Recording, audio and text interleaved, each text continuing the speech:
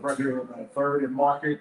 Haven Hampton, Raashaan Myers, and Jay Has, and we're all here. We're here for a great cause this evening, and we're going to have a great time. We've been here for quite some time, and we're going to give you all the prediction of tonight's Final Four, road to the Final Four in Indianapolis. Normally, we will be there, but different kinds of situations that happen, but that's okay. But we got Haven Hampton right here next to me. Yo, I'm Harrington, the host of the Main Sports Show, along with the man, the myth, the legend himself, one Raashaan, quadruple A. Myers. Yeah, what's going on, y'all? This is Raashaan Myers, 96.1 FM, 1450 AM, Big X Sports Radio. We Easter weekend, fellas, Final Four weekend. We got two big time games to talk about Saturday evening coming up here in just a few hours.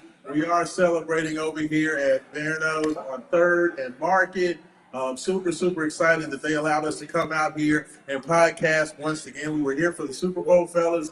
We're back for the Final Four, and I'm ready for some action tonight, y'all. I think it's going to be a big-time game. Everybody has opinions. Everybody is talking about Dan Hurley and UConn, and, can they get it done, or can Illinois with their, European invasion, can they get it done? And then, of course, the two heavyweights, Arizona, Michigan. So, I'm just excited to be here, man. We talked about it a little bit this morning on Wake Up 502, and I'm just excited. Haven, it feels like there's a lot of energy overall, but today, Jay, the fact that we're out here today is not only just to talk about the Final Four, but we're also giving some praise and respect to one of our good buddies, one of our good friends, Brian Durbin, doing a little benefit for him. He's come through some rough patches, and we wanted to, find a way to be able to give back and celebrate with him.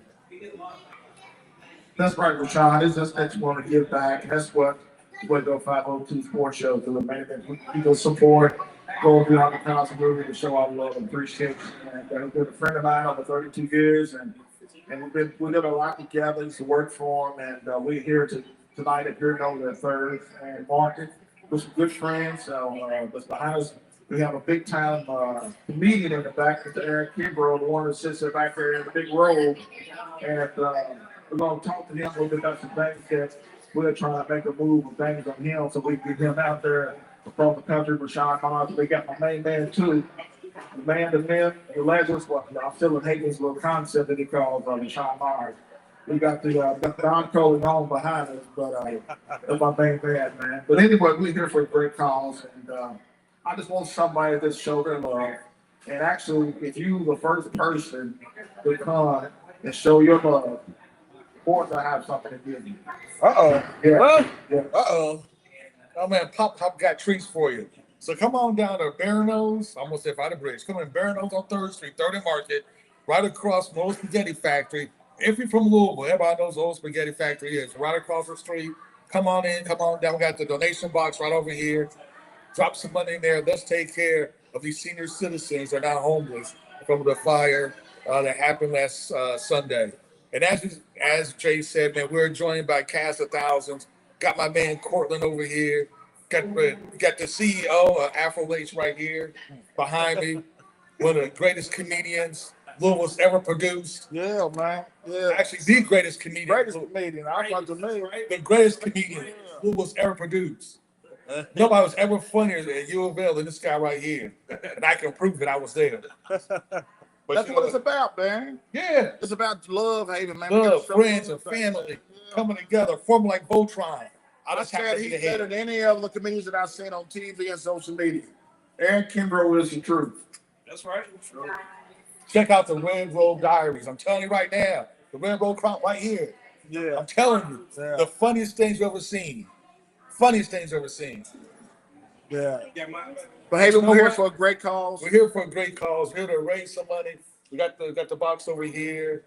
We got the thousands of fans over here listening to us, having fun. I want you to join us. I'm gonna be like a deacon. 3rd and Market. Come on down here, have fun, enjoy us. We're gonna have a blast. But right now, we need to talk about the greatest Final Four, probably in the history of Final Fours. The greatest. No, okay, I think it's a stretch, but it's a big stretch. But it's going to be a really good Final Four with four good teams going at it tonight. The first game would have to be the UConn Huskies. And I don't care about all the UConn haters out there, like this guy who can't stand UConn. I don't care. I'm gonna tell you right now, UConn's a blue blood program by far. 6 national championships for like 7 or 8, 99. like 7 or 8 Final Fours. Yeah. I mean, Okay. dude, I'm telling you, Okay. they are a blue blood program. They are much better. Okay. But hey, I'm just saying. but I ask you Since this. '99, they're better than both UK. I have to step in and say something on that behalf, sir. What's I have that? to say something. And UConn may have accomplished all that, but at the end of the day, hey, they are not, well, they are now, but they're not prestigious like University of Louisville men's basketball program. And hold on. Louisville kept the revenue of college basketball for how long, Raashaan? What was it, 15, 20 years, something like that? 13? I mean, come on. I mean, it is what it is, Hager. I'm just saying, somebody has 3 national championships. Somebody has 6 national championships. Okay. Now, Let's talk about money. I will say this: Louisville was the team of the '80s. So from 1979 I to said literally 1989, Louisville ruled the '80s. I said prestigious. Of course, you know what that means. Yeah, I'm not Okay. prestigious, but I'm saying UConn UConn has never been called that. got numbers, and they got a lot of numbers. Louisville does If you too. go back and look from 2010 to 2020 when Rick got there, if you go back and look from 2010 to the late 2000, well, early 2020, 1918, Louisville really was one of the top 10 programs. We had just as many wins as any other team in the United States. We had championships. You know what I'm We saying? went to the Final Four just as much as any other team, and One we were the championship, number one Final Four. we was the number one earning school in revenue for all those years, and all our programs was in the top 10. All the programs. I'm talking about field hockey. Yes, sir. Everybody, top 10, swinging, track, field, basketball, football, everything. We dominated. Louisville was the top 10 school. We just don't make a shame that we deserve because of the controversy. You know, it's And fair. Louisville's fans. Yeah, you're right. Man, I'm gonna say this. You know what? When it comes to overall schools, athletic programs, yes, Louisville has a much better athletic program than UConn. Because the only thing UConn really has is like men's and women's basketball, and the football program is trash, and always has been trash. And Okay. I mean, it is. I mean, they have a good lacrosse team, but who cares about? Rashawn, what you Louisville's think? always had a better, What do you think, Mars? I know. Come on, go and tell the truth, Mars. better overall program. Go and tell the truth. When it comes to basketball, Go on, tell. Whoa. Okay, let's slow down on this UConn thing. All right, now look, at the end of the day, it comes down to this. Yes, sir. UConn is new money. Of course. Kentucky, Louisville, Indiana, Duke, North Carolina, UCLA, that's old money.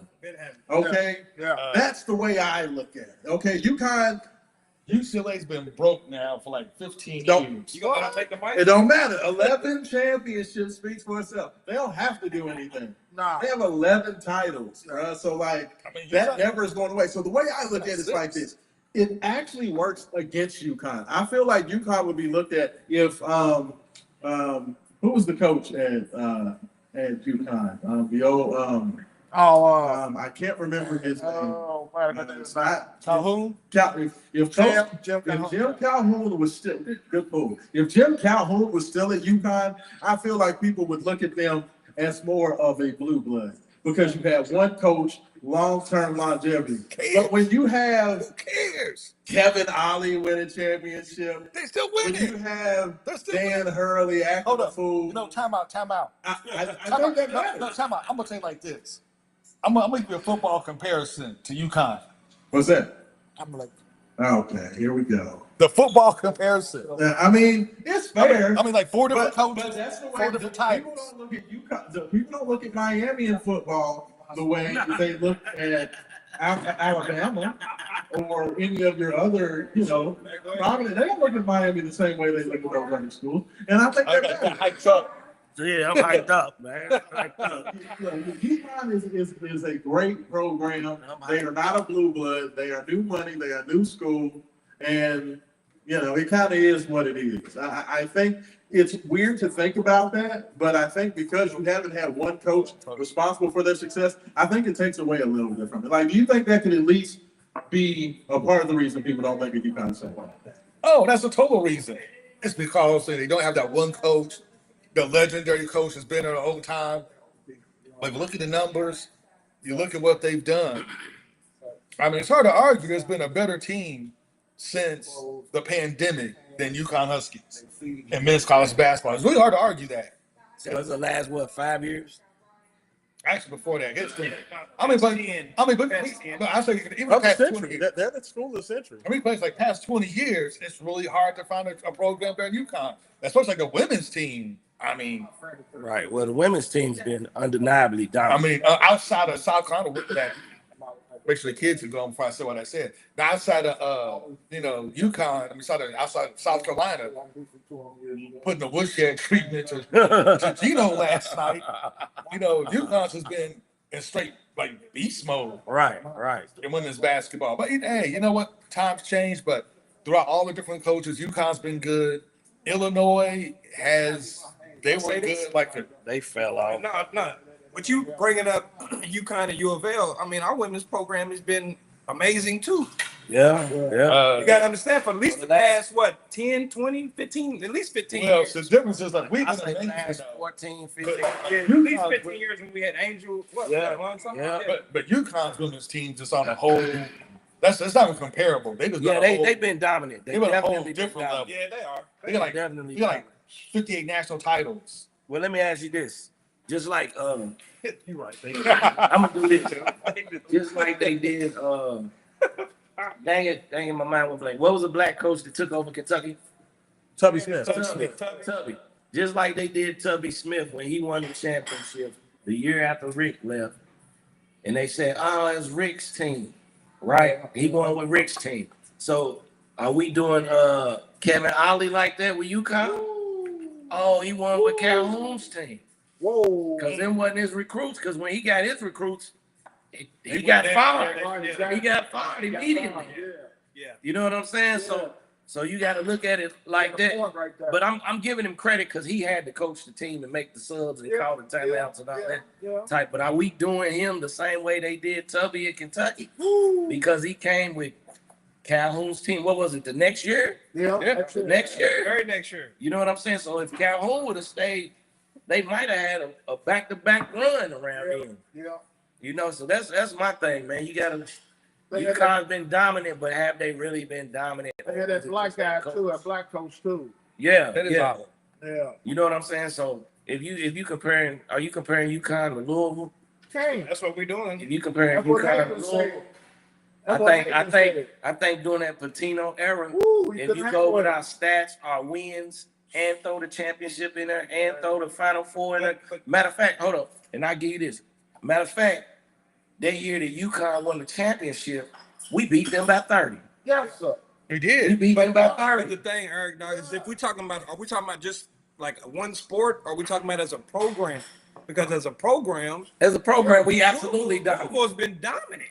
We absolutely dominant. Like y'all said before, UConn's trash. we're the number one college. We're the number one college as far as we're selling merchandise. And I'm gonna tell you this. And why is that? Because every sport we are killing it. And I think that's why they got rid of Rick. Because That's why they got rid of George. Yeah, they That's got why they got rid of George. He's too dominant in that era, man. You look at that stretch from the time he hired Walsh and Patino and Petrino was all around the same time. And we was dominant in football. Remember, Petrino's first 4 years here, we never lost a game at home. Then when he left and went to LSU or whatever that night, took that jet left, then we got who did we get? Strong. After that, then we lost like I think 3 or 4 games. We had crap. No, we had Craig Thorpe. Craig Thorpe and then Strong. Then Strong, yeah. So you got to think, during that time, we was dominant in football. We was dominant in basketball, baseball. We got to the World Series every year. Soccer, the women's track team, everything. Everything. We had a program. Yeah, dog. the program was rocking. The only question I got to ask y'all right now, is how come my jersey ain't on the wall? Why my jersey ain't on the wall, man? I went to Louisville. Why my jersey ain't on the wall, man? 0 right here, baby. Why my jersey ain't on Who's finest? Right, who's finest? But now let's talk a little bit about the greatness it is. You're fighting Illini from Champaign-Urbana, the team from overseas. Well, Almost all. yeah, almost all from overseas. The team of German, Lithuanian, Tallest team in the Illinois. yeah, tallest team in the tournament. I mean, they're with 3-point shooting assassins everywhere with big men. Yeah. And PK should probably watch this game so you can see how a 3-point shooting team uses big men. I'm just no shade, just research. Yeah, I mean, Illinois is the most interesting team in this Final Four. I mean, this is truly a Final Four where every team has a shot to win the championship. Like, I would not be surprised if any of these 4 teams won the title. I mean, I would be a little bit surprised if UConn did because I just feel like these other teams are a little bit more. Right? But I wouldn't be surprised if UConn won it. I wouldn't be surprised if Illinois won it. Definitely wouldn't be surprised if Arizona or Michigan won it. But the interesting thing about this Illinois team, they are definitely the Eastern European squad. They have, a ton of guys whose last name ended IC or VIC. It's either a Vitch or a Hick for most of their guys. But they are interesting because they're tall, they're long, they're very skilled, great passing, great shooting. They're just a very interesting and impressive team. I could not believe that they beat Houston. Houston was my pick to go to the championship game. I thought that they were going to get that done. So the fact that Illinois was able to knock off Kelvin Sampson and crew kind of lets you know how good they are. Like, this is a team that's serious. Like, the biggest thing for Illinois is the #1 offensive team per KenPom. Their best offensive team in the country. The biggest problem with Illinois most of the year has been that they haven't played defense. But they were able to go out there and show a different side against Houston. They were able to go out there, get stops, play a very physical, tough, interior-based style of game. And that's something I hadn't seen from them. Like, that's not something I've seen. So the fact that they were able to do that and dominate the game the way that they did tells me that they can win this championship. Like, it's very different. Brad Underwood is a different type of coach. But if he gets this done with this European All-Star squad, I think you're going to see a whole lot more of these European cats coming over here. Like, I think he could change the game if he gets this done. But, I mean, whether you're talking about the Ivicic brothers, whether you're talking about Ben Humringhouse, you're talking about Andrei Stojakovic, Pete Wagler, the rest of those guys, man, they have a lot of talent. They have a lot of length. They have a lot of shooting. And it's basically, can you keep up? Is what they're going to find out. And honestly, in this first semifinal game, I don't think UConn's going to be able to keep up with them. Just personally. I don't see it coming. What do you think? The mic's picking you up. Oh, sorry. That's okay. No.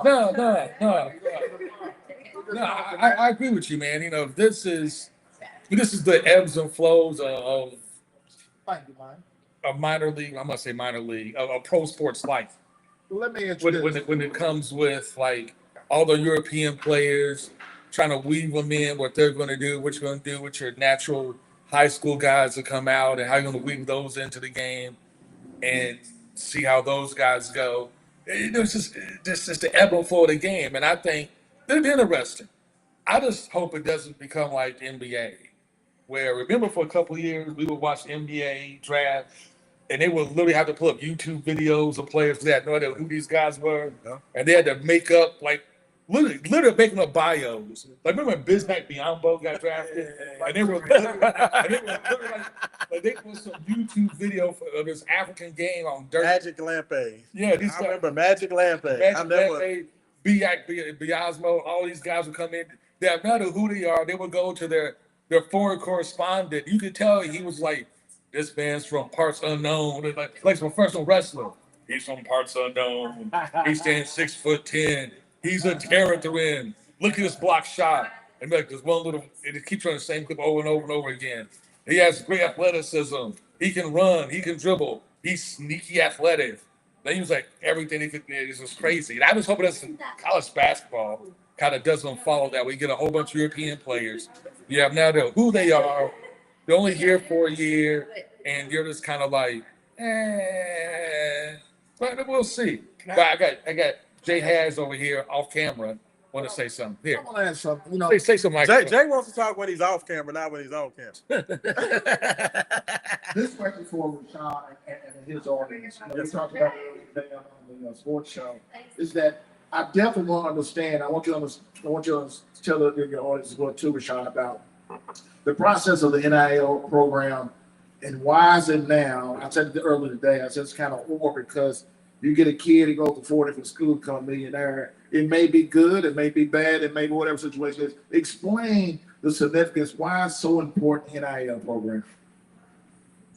The mortal words. Can I take this? Absolutely, go ahead. In the mortal words of Ice-T, America's one of America's greatest poets, Tracy Morrow, when he said, "Money controls the world." And that's it. Once you got it, then you can talk ish. How?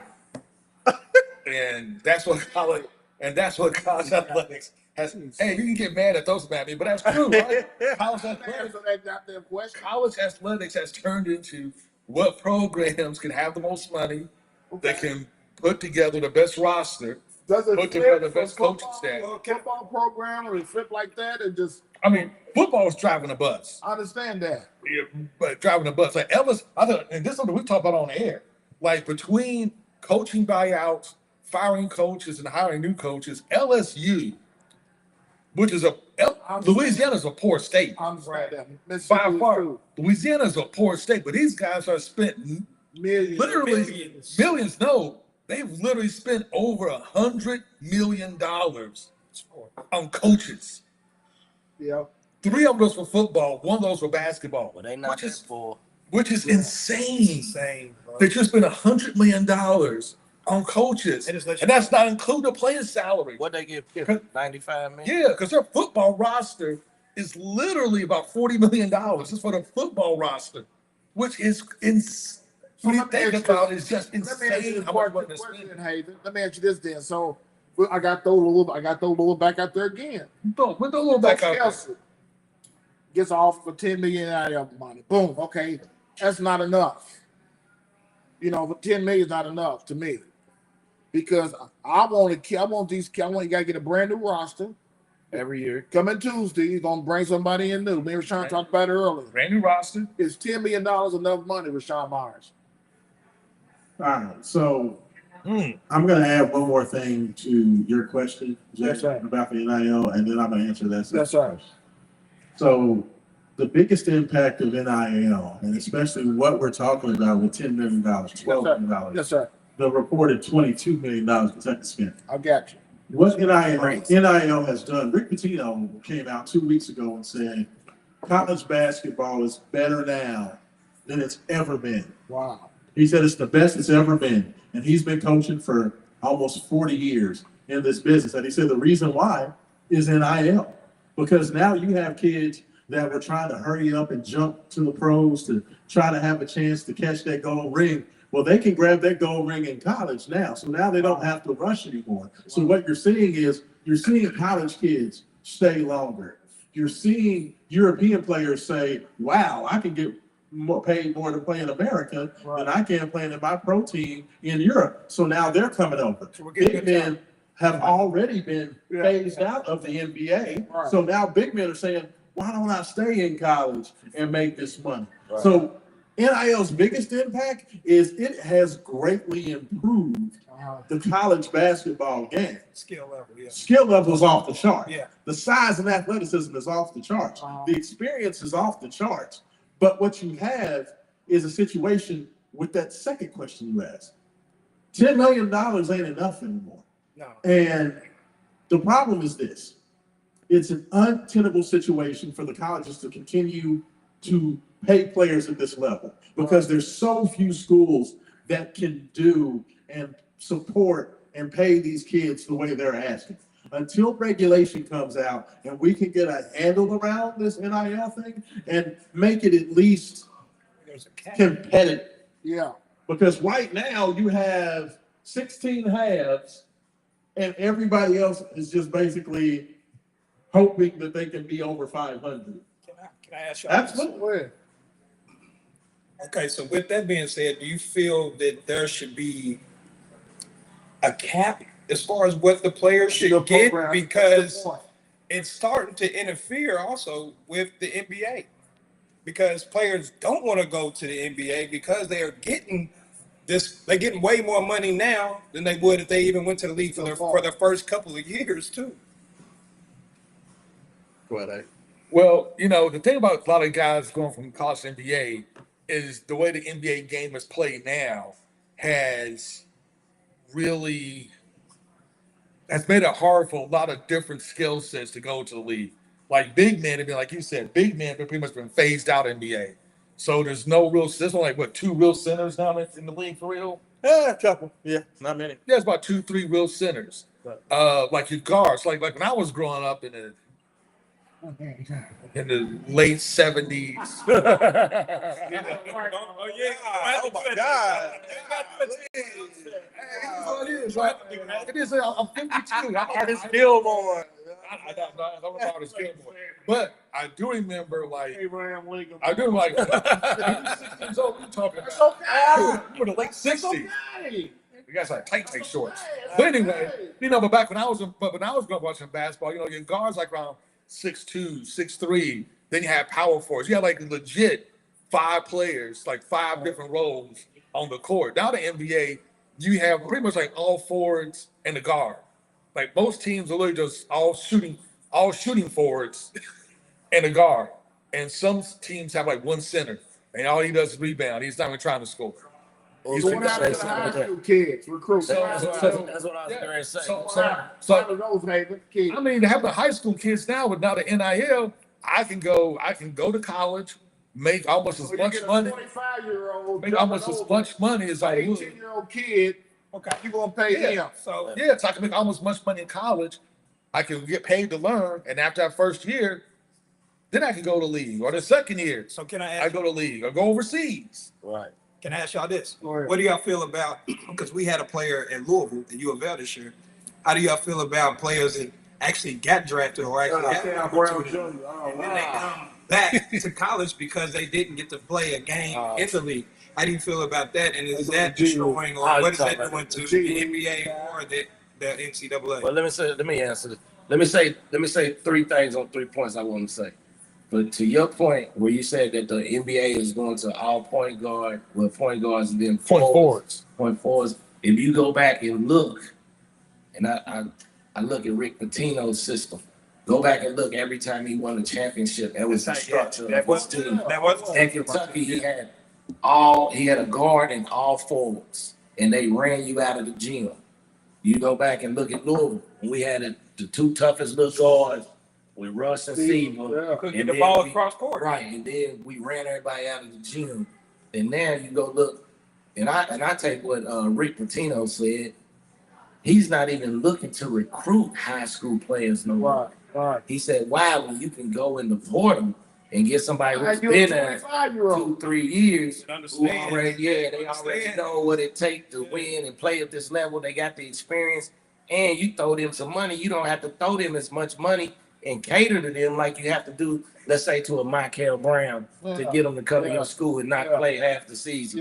You don't have to cater to them type of people. So, and then when you look at that structure, what it does is it's pretty much making, in my opinion, the Division I school is that basically the G League for all the pro players. Now you got the other conferences and shit. I say like the conference, and I keep using Rick, like the conference he came out of, the Metro Atlantic Conference.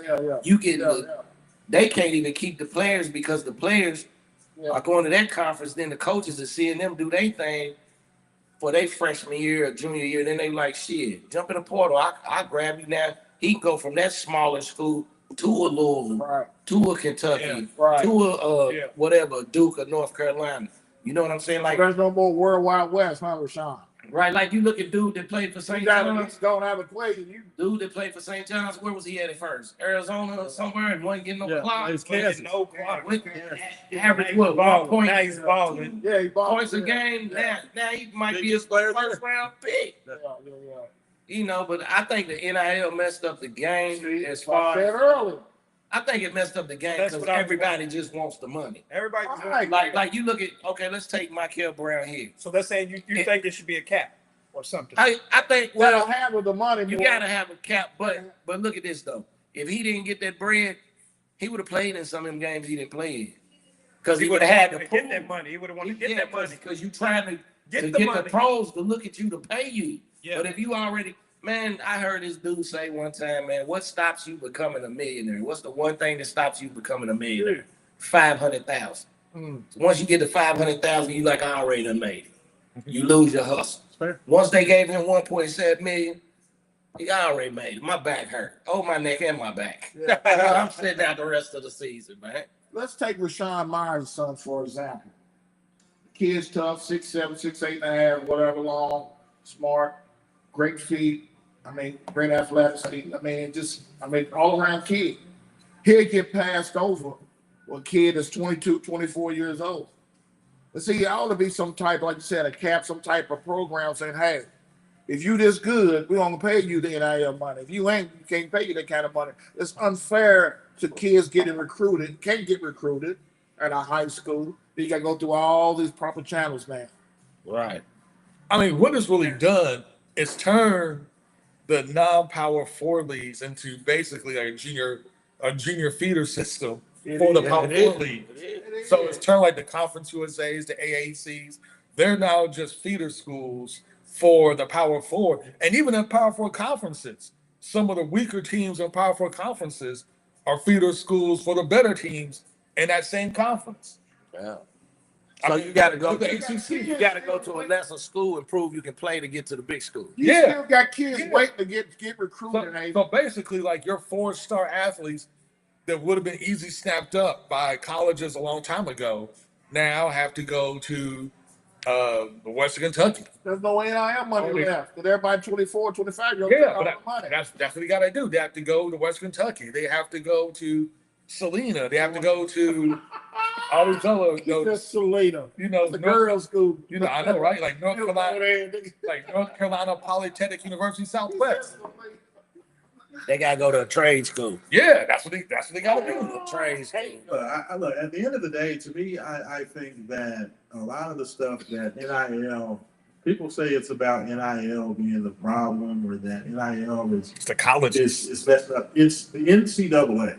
The NCAA didn't put hard, fast rules around NIL from the beginning and basically allow the schools to just do whatever the hell they wanted to. Wow. And that's what caused the problem. The NCAA, because they didn't put guardrails around it, and now you have President Trump trying to come out talking about, you know, we're just going to make it where all players have 5 years and they can only transfer once. It's like, dude, you just can't come in, jump in the mix. Should have did that from jump. You just can't. Yeah, it's just, Yeah, they should have did that from jump.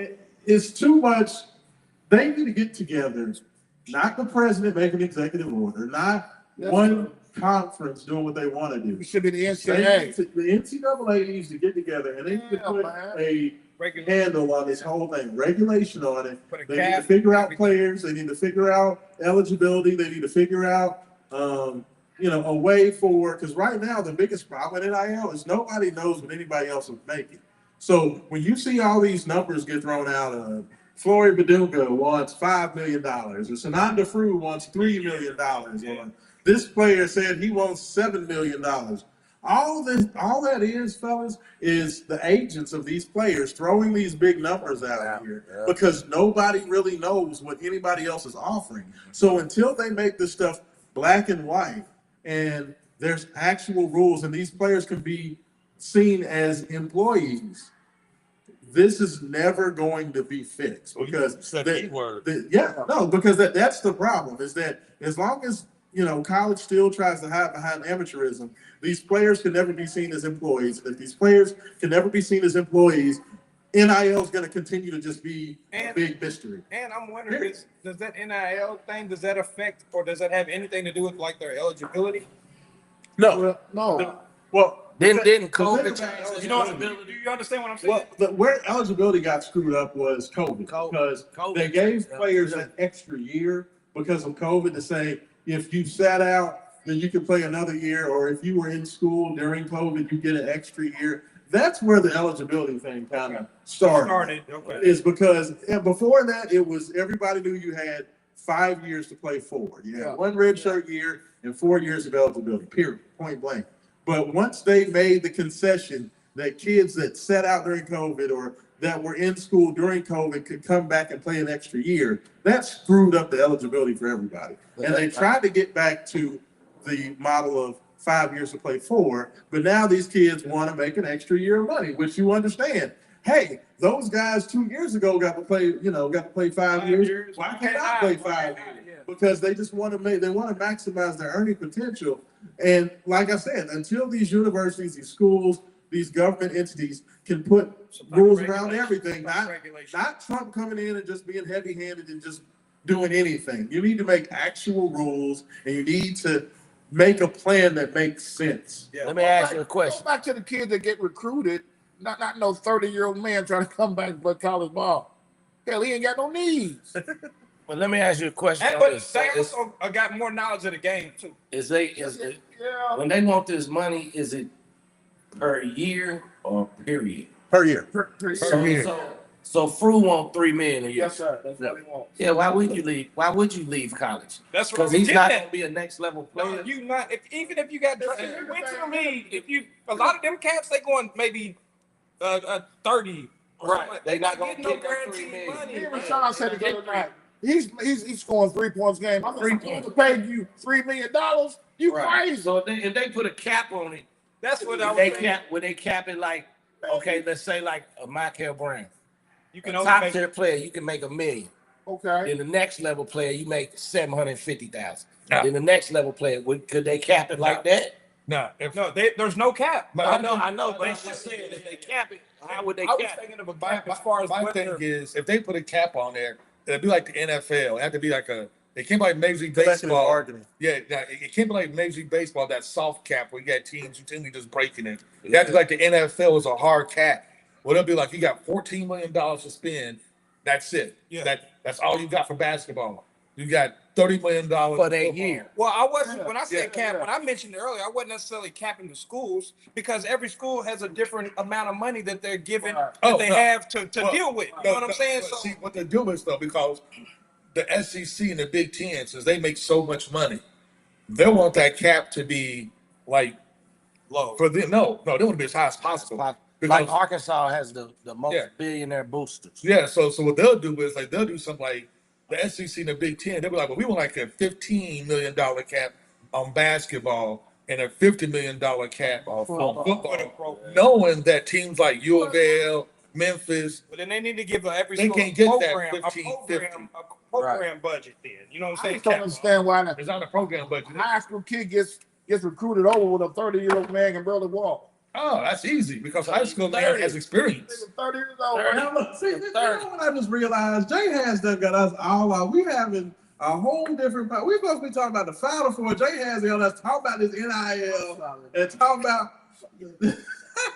About midget wrestling. But no, literally. I think that's until we have collective bargaining, until we have revenue sharing across college athletics for at least the Power Five. Okay. That's the only way that's going to be worked out. But the problem is these universities are never going to do that because they don't want to be seen as a professional organization. Because if they do, they lose their amateurism status, which means they have to pay taxes. Right. And they don't want to do that. They have tax exempt status because they are seen as the institutions of higher learning. So they're tax exempt. So that's the trick of the whole thing.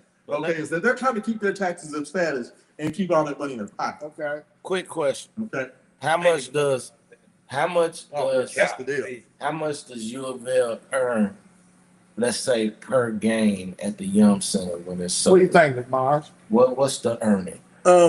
So at last check, University of Louisville makes about $34 million a season in college basketball revenue. Okay, so if you're talking about including merch. that is including merchandise. So if you're thinking about 32 regular season games And that's not even just home games. This is every game. Every game. Louisville's making over $1 billion per game in revenue. That's how much profit generation. So that's not how much money they bring in, but they are generating more than $1 million in profit per game played. It's not even TV revenue as well either. You know, they make a lot of money. It's big business. It's huge business. I mean, just to put it in perspective, Kentucky is about $12 billion behind Louisville in terms of revenue generation. UK makes about $22 billion annually. Well, University of Louisville is a cash printing machine. It is. So, you know, I mean, it's a lot of money behind it, but until they can get all these schools on the same page, at least from the Power 5 level, because right now the Big Ten and the SEC are just playing in their own little kiddie pool, where they have more money than everybody else, so they're trying to dictate all the rules. So, I mean, it's a problem, it's an issue, but, you know, we'll just have to see.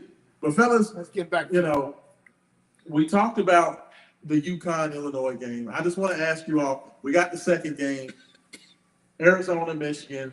Yaxel Lindeborg looks like the best player in the tournament this year. Arizona has a ton of superstar freshmen from Great Berries to Koa Pete. You know, they have all of the star power. They have, you know, Jaden Bradley, who was the Big 12 Player of the Year. I like Arizona. I know that Michigan is the anti-new school team. Like, this is the year of the college freshmen, okay?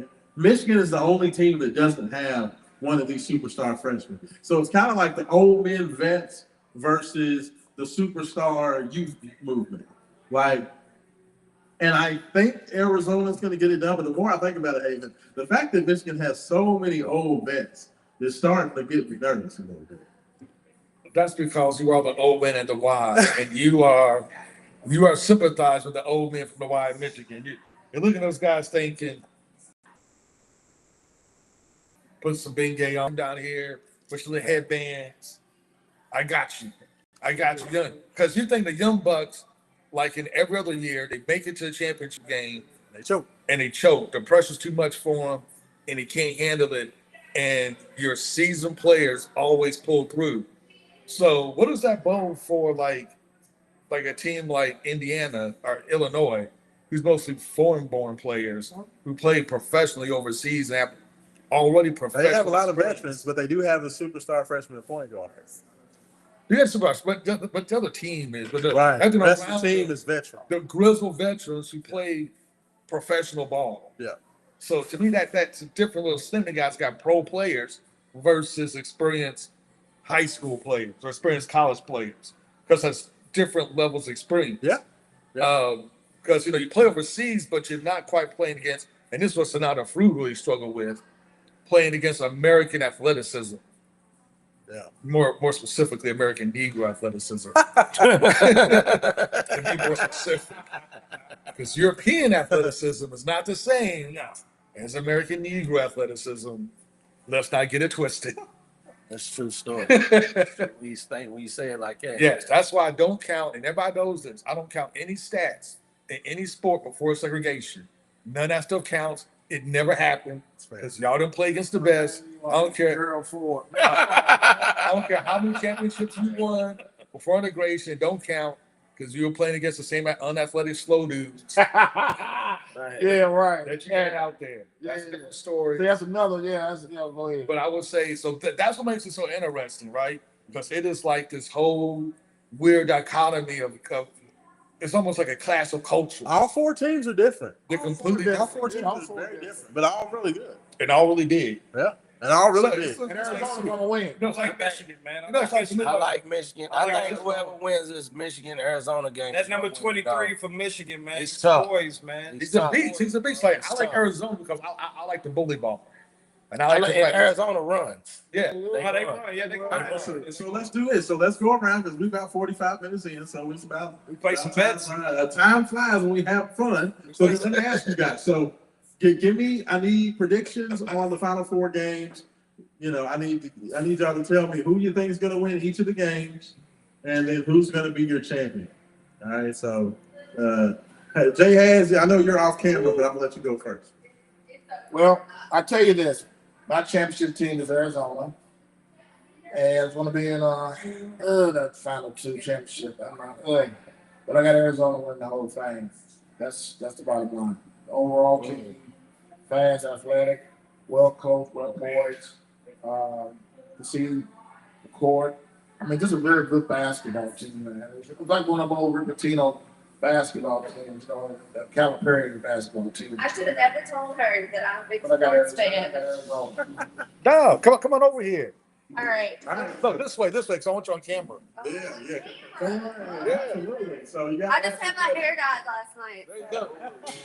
So, do we want to talk about about Rick Pitino Yeah. and how he's, the GOAT Yes. Go. at St. John's, and how I can't remember the statistics specifically, but I was just talking to my boyfriend about this because we were both into. Is that better? I'm a loud person in general, so Okay. He takes teams. He takes teams that seem like there's no hope, and he just takes them to another level. And I don't know. He's just a fantastic coach, and I think Biggest coach else, great. he's one of the greatest coaches ever. And I'm almost 40, and so I remember when he won with Kentucky. And I remember when he, obviously in 2013, when he won with Louisville. And I will ride for Rick Pitino until the day I die. So, Who are you? my name, what do you mean, what do I represent? Here. Oh yeah. My name is Sam. I was over at Berno's here in Louisville, Kentucky. We make really awesome, amazing, delicious pizza. So please come out and have some pizza. And we've got some awesome sports memorabilia on the wall. And if you get me as your server, I'll talk sports with you all day. I'll talk about anything. Listen, we'll talk about anything.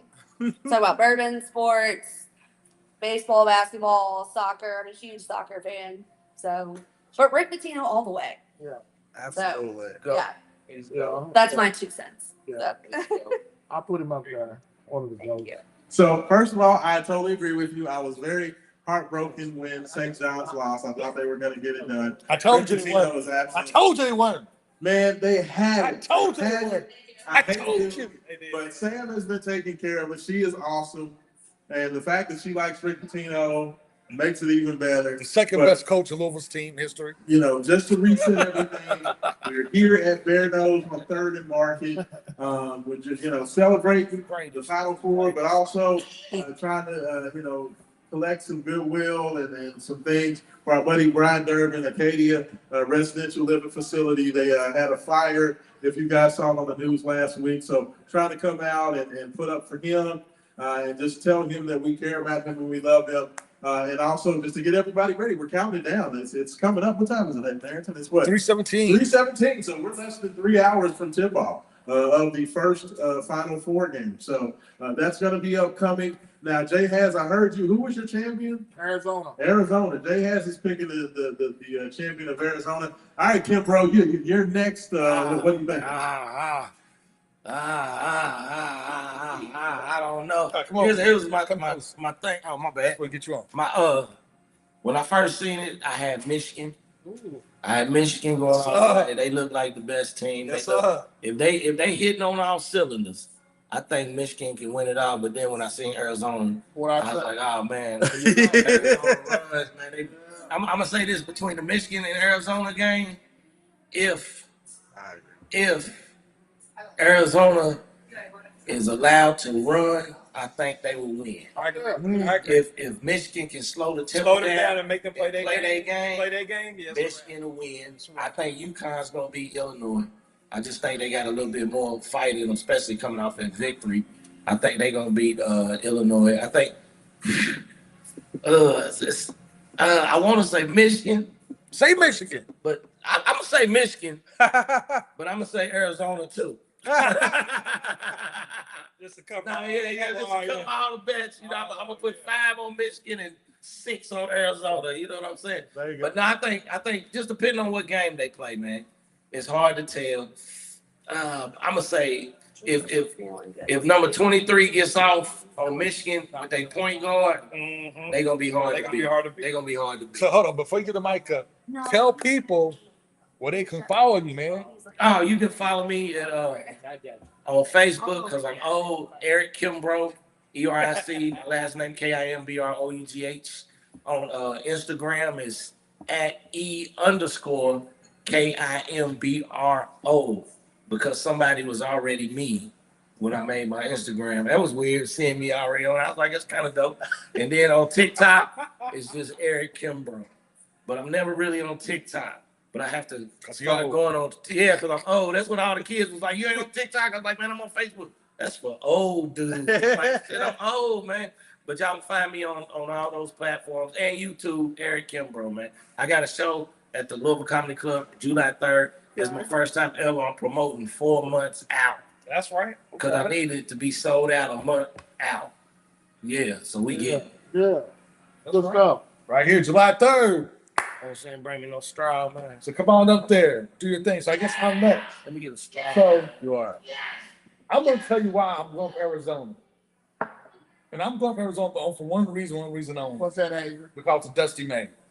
Because I don't want Louisville fans to look at Dusty May winning national championship and being mad and salty because Josh Hurd missed and whiffed on Dusty May. He went to Michigan. So now Louisville fans will watch Michigan win a championship and be like, that should have been us. That should have been us. I don't want that to happen. Because I love my Louisville fans. I love each and every one of y'all. To the millions and millions and millions of people watching us right now, I love you all. That's why I want Arizona to win. So you guys have to feel bad that Josh Hurd whiffed. Who's going to win the Arizona, Illinois? You're going to win the game, Adrian. Illinois, UConn. It's going to be a battle. It's going to be a brawl for it all. I got to go to Fighting Illini. That's my mom's hometown. She was born in Champaign, Urbana. So I'm going to go with my mom. Fighting Illini. Got it. Yo, whatever, everybody. Man, I'm gonna go with Yeah, the truck Jack Kings first. I'm sorry, we doing what first? Yeah, so I said the truck. Check DraftKings. Let's see on your phone. Right. I'm gonna go with Arizona, man. Winning that game. Well, I mean, I'm kind of, I guess, like Eric, man. It's gonna be a good one. Depends on how they play. It depends on how Depends the on game how they goes. go. Like you said, if they end up running, Arizona all day. If number 23, if he can do what he's been doing, has control the game, and be poised, it's their game, and it's their world as far as the whole championship, everything. Okay. All right, so I feel like I've been kind of all over the place. Been just waffling. thinking about this. Okay, that's a good thing. These are really good teams. I still like Illinois. I'm actually kicking myself because I did not pick Illinois to come out of that bracket. I was very basic and picked Houston because they've been there the last couple of years, and I should have known that something was going to be different. That team is just special. I do think they're going to be Connecticut. I just think that their size, their length, their shooting is going to be a little bit much. UConn, Terrence Reed has to do everything for UConn. And I think that the V6 brothers, 7-1 and 7-2 in the middle, that's going to be a lot for Terrence Reed to handle on his own. So give me Illinois in the first semifinal. Second semifinal, I've said Arizona from the beginning. I had Arizona in my bracket of integrity from the beginning of the season, or from the beginning of the tournament. I'm going to keep it with that. I think Arizona is going to get it done. The biggest reason why I think that all things are equal between Arizona and Michigan when it comes to physicality, size, aggressiveness. The thing that I like about Arizona over Michigan, I like Arizona's guards better. I like Bradley and Burries. I think that those two guys are dynamic. I don't trust Elliot Cadeau, and I don't trust Ronnie Gale as much as I do those Arizona guards. I just think Arizona's guards are a little bit better, and I think that's going to be the difference. I think the big men are going to kind of cancel themselves out. I think Yaxel's going to have a great day for Michigan, but at the end of the day, Bradley, Burries, and the other little Eastern European little guard, because Arizona got a couple of them too. I think they get it done. I think Arizona scores just enough, and it's going to be a very good final. Arizona, Illinois in the championship. Give me the Wildcats. I think the Wildcats will get it done. I would love to see Illinois win it just because that would turn the whole world upside down. if a European AAU team won the championship, people would lose their minds. And I'm here for it, just for the fallout. But that being said, I do think Arizona's going to get it done, fellas. And you know what? I feel like this, I think we're good. We have so much coming up. Of course, the transfer portal opens on Tuesday. So make sure you stay tuned to that. Follow me, Raashaan, at RAASHAAN on all social media spots, whether it be Facebook, Instagram, Twitter. Check everything that's going on with Wake Up 502 and Main Event Sports. We will have fallout of that. We will have Breakdown 502. As these commitments come, we'll talk about what it means for U of L. May make fun of Kentucky as well. So we will do that. And of course, make sure you check out Wake Up 502 every Saturday morning, 9 to 11 a.m. Big thanks to Vince Marrow, Executive Director of Recruiting and Player Personnel for U of L Football, for joining us. That was an awesome interview this morning. And of course, Jay Has is a caller every Saturday morning into the show. He is a staple. So thank you to him. Thank you to all the fellas for coming in and being a part of this. Big thanks to Bear Nose for hosting us here once again. Great venue, amazing atmosphere. Come out, check all the jerseys out on the wall.